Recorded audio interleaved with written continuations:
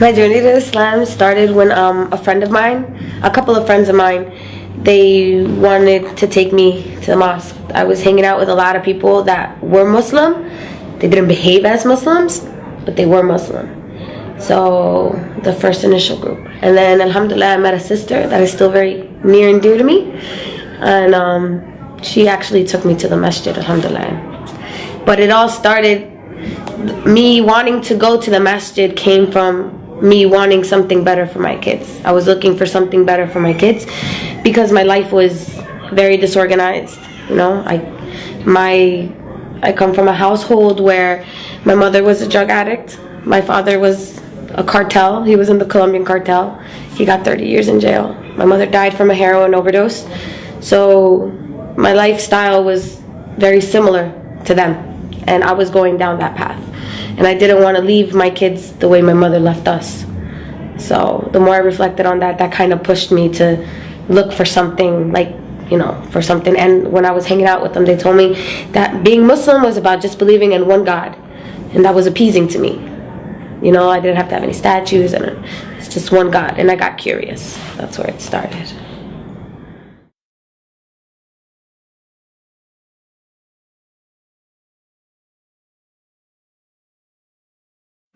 The rest of my family did not react in a positive way to me being Muslim. It wasn't so much me saying La ilaha illallah that bothered them, because they're not Catholic to the sense where they're constantly in the church, or, you know, they just go to church when it's the palms or the ashes. But it was my attire that disturbed them, and the things that I changed. I no longer was Natalie that came in with the coronas and was like, hey, party over here, you know. I was now Natalie who was like, assalamu alaikum, how are you? And they're like, they didn't understand when I didn't want to go to a barbecue because they had pork. They didn't understand when I didn't want to go because they were drinking. They didn't understand that I didn't celebrate birthdays and that I wasn't going to celebrate a birthday. So, and they didn't understand how a person that was so fond of her 6-inch heels and her little dresses and her hair, I'm talking about extensions, eyelashes, nails, everything. They didn't understand how a person like that can turn into this. So they didn't recognize. One Christmas I went to visit them and they literally slammed the door in my face. They didn't recognize who I was. My cousin looked at me and was like, what the heck? So they didn't have a good reaction at first, but alhamdulillah, with time they, you know, they came to accept it. It's just something you have to push through. You have to push through it, and eventually if you hold on to it hard enough, they'll accept it. You know, I compared my dress attire to that of the Virgin Mary. I'm like, how do you pray to her and it's okay for her to dress like that? This is supposed to be the person that you think is the greatest woman on earth, you know, and you don't want me to dress like her. And that kind of shut them up. And then after reflecting, I guess, for a while, they realized, they're like, well, you know what, if this means you're not leaving the house drunk, and they're not calling us to tell us you drove yourself into a tree, or that you're high or whatever, then we like you like this. So they don't like it. So one of my sisters doesn't speak to me to this day, but alhamdulillah, they accept it.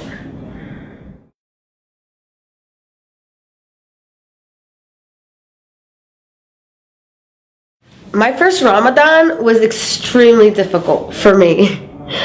Extremely difficult because I was new to Islam. I didn't have that many sisters in Islam.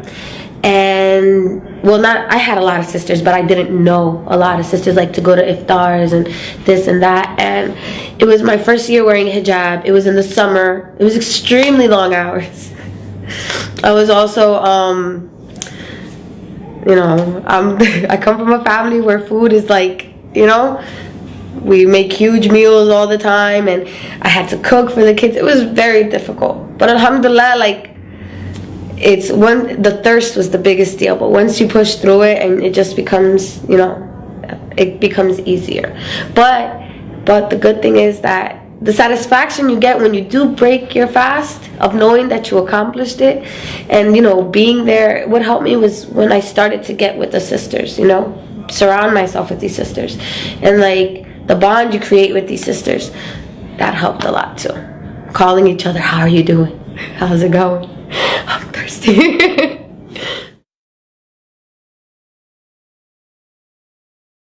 the one thing I love about Islam is I love my sisters in Islam, and I also love the promise of something better at the end, because nobody wants to do this forever, right?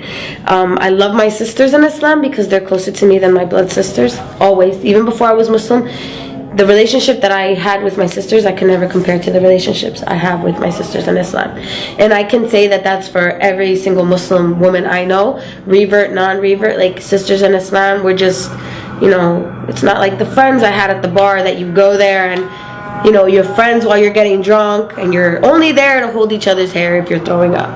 You know, these sisters, you know, they're there in the good, the bad, the pretty, the ugly, everything. You know, these sisters, even though they're not blood related to me, they're closer to my children than my family. They're closer to me than my family. So alhamdulillah, my favorite part is definitely my sisters in Islam.